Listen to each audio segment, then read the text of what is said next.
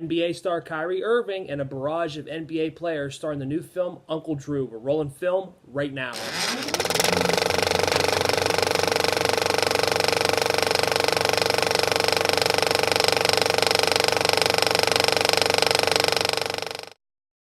Hey guys, what's up? It's Russell here at HHWoodReviews. If you guys haven't already, go ahead and click that subscribe button in the corner, that little bell notification icon. You guys will get notified anytime I drop a new movie review, a trailer review, anything new, you guys will get notified, so go ahead and do that. Also, stick around after the video to like and comment. Today I'm going to be reviewing Uncle Drew. Uncle Drew is rated PG-13 with a runtime of 1 hour and 43 minutes. It stars Kyrie Irving, Lil Rel Howery, Shaquille O'Neal, and Chris Webber, and is directed by Charles Stone III, who you may know from Mr. 3000 and Drumline. This movie was absolutely, it was pleasantly surprising. I saw the trailer, and I was not convinced. I didn't think this movie looked good. I didn't think it was going to be good at all. In fact, I had this movie before I even saw it, probably pretty much at the bottom of my top 10 of the year. This movie was a pleasant surprise, believe it or not. So, Lil Rel Howery, who you may know from Get Out, he played the TSA agent, Danny Kaluuya's, one of his best friends in the film.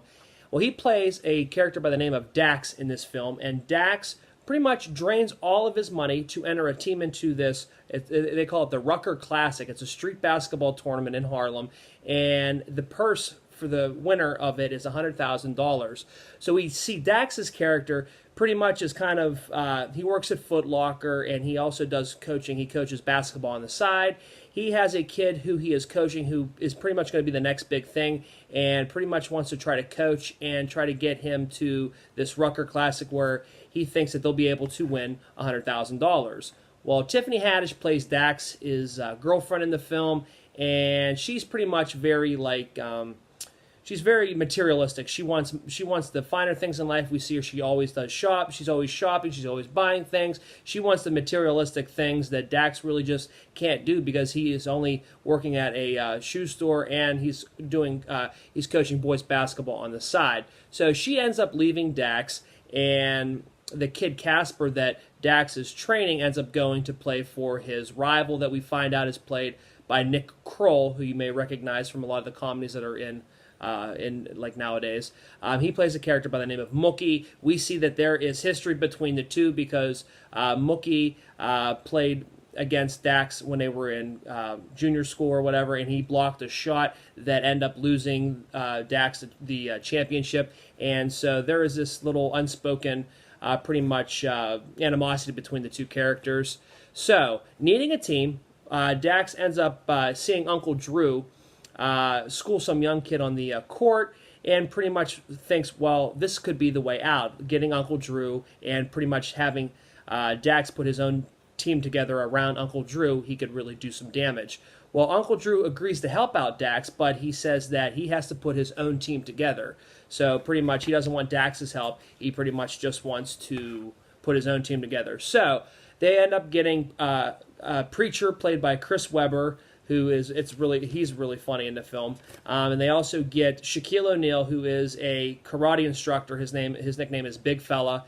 They also get Reggie Miller, who is he can't see, and he can't play basketball that well. And then they also get Nate Robinson, who's in a wheelchair, and he's living at a retirement home or an assisted facility, and they have to go and get him out too.